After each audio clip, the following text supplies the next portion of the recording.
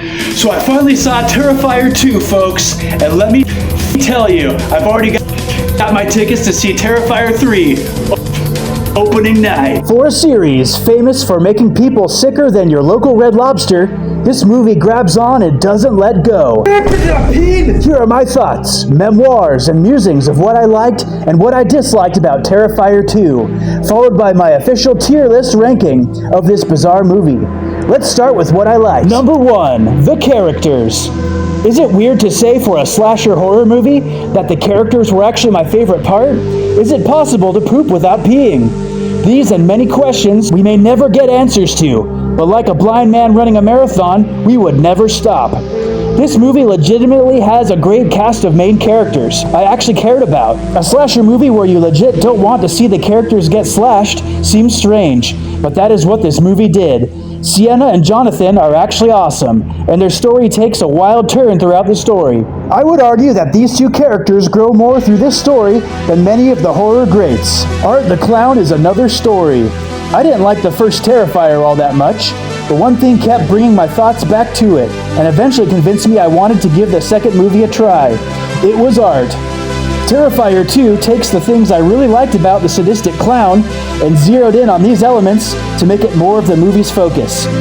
We get so much more time seeing Art just mess with people and genuinely making you as the audience laugh. This character finds himself in the same category as horror characters I genuinely like, Hannibal being the top of that list. With some follow-me. Terrifier 2 does characters right, and this is one of the biggest pillars holding up my wish to see Terrifier 3. Number 2, the supernatural. Terrifier 2's story takes the surprise supernatural elements from the first movie and poop walks straight down to the bank to make another withdrawal. This looming battle of destined good versus evil, I was absolutely eating up on my late night viewing.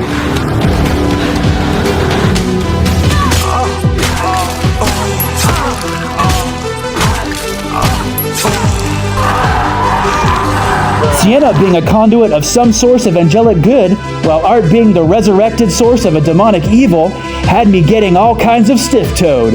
I swear, I was hardly blinking through the movie's final act. The fact it isn't explained just added to the experience for me. I love mysteries that are never spelled out, especially in horror. Question and theory is where horror thrives, and I cannot wait to see how this good versus evil battle ends. Can I just bring up how Sienna flips the acting switch when going all angel mode on Art? Freaking incredible. After being resurrected, she marches after Alt like a soldier holding the sword. It made me think of a machine, like a Terminator. She was really channeling something otherworldly. It really showed in her performance. Number 3, the pacing. Many reviews stated this as a negative, but for me, the movie pacing was a giant step up from Terrifier 1. I swear the whole thing was giving me Stranger Thing vibes. The 80s sounding music, the youngins trying to get to the bottom of some ancient evil. It isn't a non-stop kill fest. You are given time between each ultra-violent moment to get to know the characters and slowly approach what is really going on story-wise. Little breaks between the carnage actually made it more palatable for me, as weird as it is to say. I don't think the movie was too long at all, and by the finale, I was genuinely excited by the conclusion. Now we have all the good stuff out of the way, I will talk about the things that detracted from the experience. Number 1, the gore. This movie is primarily known for its unfiltered violence. Bloody kills that are so over the top, they are borderline funny. But for me, I couldn't help but wish the movie would show me less.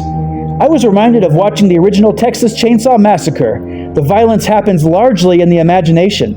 Everything is framed in a way where you get a great view of the cause, but your imagination takes care of the effect.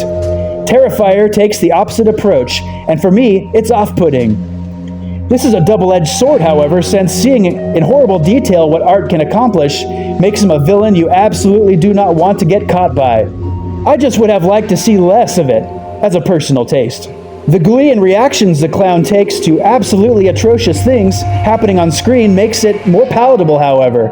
I'm not really sure how that works, but it does. I found myself laughing during an awful scene multiple times due to a well-timed cut to Art making a dreadful face.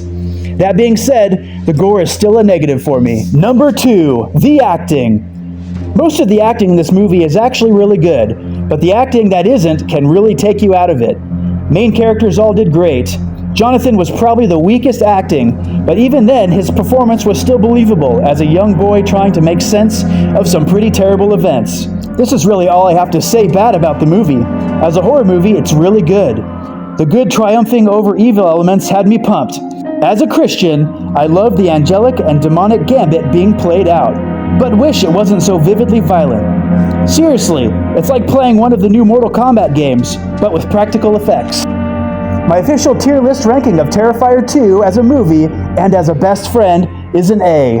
Silence of the Lambs is my quintessential S tier, but Terrifier 2 takes a strong A. Let me know what you thought of the movie, folks, and when you are going to see Terrifier 3. Until next time. Hey guys, thanks for watching. Don't forget to like, subscribe, comment, and we'll see you guys in the next video.